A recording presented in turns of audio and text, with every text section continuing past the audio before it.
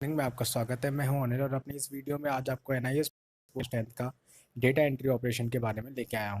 दोस्तों ये है आपका चैप्टर 3 और इस चैप्टर 3 में आप पढ़ेंगे एमएस वर्ड के बारे में। ठीक है दोस्तों, एक रिक्वेस्ट करना चाहूँगा, अभी तक आपने चैनल को सब्सक्राइब नहीं किया है तो प्लीज़ सब्सक्राइब कर लीजिए और साथ में जो बेल आइकन है उसे प्रेस कर दीजिए, क्योंकि जितने भी अपडेट्स हमारे पास आते हैं वो सभी आपके पास ईजिली पहुँच जाएँ। तो दोस्तों ज़्यादा देर ना करते हुए आज हम स्टार्ट करते हैं। चलिए,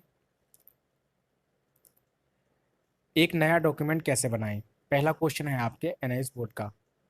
एक नया डॉक्यूमेंट कैसे बनाएं? तो एमएस वर्ड में नया डॉक्यूमेंट बनाने की भी ये बात हो रही है। तो एमएस वर्ड के बहुत से हमारे स्टूडेंट हैं जिन्होंने कंप्यूटर कोर्स किया हुआ होता है, उनको भली बात ही पता है कैसे एक नया डॉक्यूमेंट बनाते हैं। बट जिन लोगों को नहीं पता कि डॉक्यूमेंट कैसे बनाते हैं, तो उनके लिए मैं बता देता हूँ। एक नया डॉक्यूमेंट बनाने के लिए हम एमएस वर्ड की जो मेन्यू बार है उसको खोलते हैं, फिर वहाँ पर न्यू का ऑप्शन आता है, उस पर हम क्लिक करते हैं। ठीक है, या हम कह सकते हैं जो मेनू बटन है उस पर क्लिक करते हैं और क्लिक करने का न्यू का ऑप्शन आता है, उस पर क्लिक करते हैं। न्यू पे क्लिक करने के बाद एक ब्लैंक डॉक्यूमेंट आता है, उस पर क्लिक करते हैं। उस पर क्लिक करने के बाद आपका जो डॉक्यूमेंट होता है ब्लैंक, वो ओपन हो जाता है नया।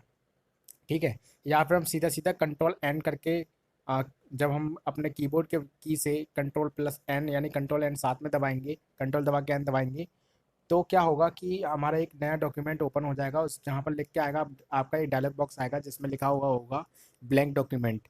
तो ब्लैंक डॉक्यूमेंट पे क्लिक करके आपको क्रिएट डॉक्यूमेंट पे क्लिक कर देना है, जिससे कि आपका नया डॉक्यूमेंट ओपन हो जाएगा।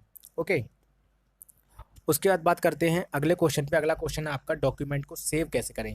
तो डॉक्यूमेंट को सेव करने के लिए देखिए दोस्तों, बहुत सी दो तरीके होते हैं जो कि डॉक्यूमेंट को सेव करने के होते हैं आपके, जो कि आपको पता है। पहली बार तो जो मेनू बार है उस पर जाकर के आप सेव पर क्लिक करें, जैसे कि मैंने यहाँ पे दिखाया हुआ है आपको। ये मेनू बार है आपका, यानी फाइल बटन है आपका।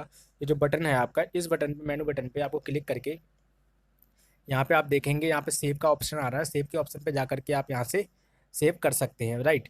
दूसरा क्या है कि आप कंट्रोल एस करके भी, कंट्रोल एस जो है अपने कीबोर्ड से की को प्रेस करके भी आप अपने फाइल को सेव कर सकते हैं। ओके, इसका अगला क्वेश्चन आता है आपका, वर्ड की फाइल को कैसे प्रोटेक्ट करें। प्रोटेक्ट करने का मतलब क्या है कि उसमें पासवर्ड कैसे लगाए। तो पासवर्ड लगाने के लिए एक सिंपल ही इजी मेथड है, बता देता हूँ। आपका जो ऑफिस बटन होता है, आपका ऑफिस बटन पे जब आप क्लिक करेंगे, उस ऑफिस बटन पे क्लिक करने के बाद क्या होगा, आपका एक सेव एज का ऑप्शन आएगा। सेव एज का ऑप्शन आएगा, तो सेव एज के ऑप्शन पे आप क्लिक करेंगे। तो सेव एज के ऑप्शन पे क्लिक करने के बाद नीचे की तरफ आप देखेंगे तो जनरल ऑप्शन लिख के आ रहा होगा, और वो जो जनरल ऑप्शन है उस पर आप जब क्लिक करेंगे तो आपको एक आ रहा होगा पासवर्ड टू ओपन। तो उस पर एक पासवर्ड टू ओपन आता है। पासवर्ड टू ओपन के बाद उसे ओके कर देते हैं, वहाँ पे पासवर्ड डाल देते हैं और वो आपका पासवर्ड पड़ जाता है। तो आपकी वो फाइल जो होती है प्रोटेक्ट हो जाती है। उससे आप दो तरीके से भी कर सकते हैं। उसमें क्या होता है, जो आपको पासवर्ड आप डालते हैं तो उसमें एक और चीज़ होती है, उसमें रीड ऑनली है। रीड ऑनली का मतलब क्या होता है कि आपकी फाइल को हर कोई ओपन तो कर सकता है, बट क्या होता है उसमें चेंजेस नहीं कर सकता, राइट। तो ये आपके क्वेश्चन नंबर 3 का आंसर था। क्वेश्चन नंबर 4 की ओर बढ़ते हैं, जो कि आपका इंपॉर्टेंट है। मेन्यूज क्या होते हैं। तो मेन्यू क्या होते हैं मैं आपको बता देता हूँ। मेनू एक बार होता है जिसमें बहुत सारे ऑप्शंस होते हैं, ठीक है। उसमें फाइल का, एडिट का, व्यू का, इंसर्ट का, फॉर्मेट का, टूल्स का, टेबल का, विंडो का, ये सारे उसमें क्या होते हैं, ऑप्शन होते हैं।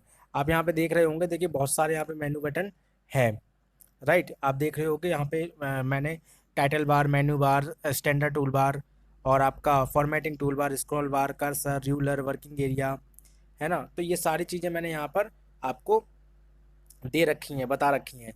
तो उम्मीद करता हूँ दोस्तों आपको ये वीडियो बहुत ही पसंद आई होगी और सही से समझ में आया होगा, जो कि आपका तीसरा चैप्टर था और ये बहुत ही ज़्यादा इंपॉर्टेंट भी है एमएस वर्ड।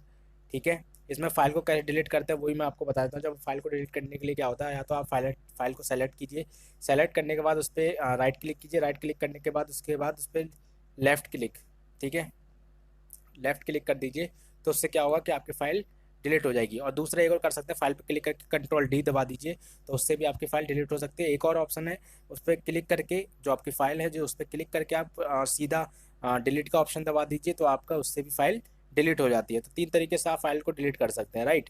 तो ये आपके कुछ क्वेश्चंस बनते थे। इसमें देखिए कई सारे आपके जो शॉर्टकट्स की होती हैं वो शॉर्टकट की आ जाती हैं। जैसे कंट्रोल एन का क्या यूज होता है, तो कंट्रोल एन का यूज होता है न्यू फाइल के लिए।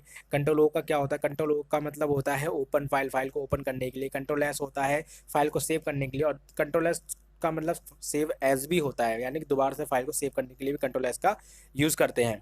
ठीक है, और यहाँ पर ऑल टेक्स्ट भी होता है आपका, कई सारी चीज़ें होती हैं जो कि आपकी शॉर्टकट कीज आपको याद होनी चाहिए, राइट। कंट्रोल यू होता है आपका अंडरलाइन के लिए, कंट्रोल आई होता है आपका इटैलिक, जो वो आपका इटालियन जो इस पर राइटिंग होती है उसके लिए।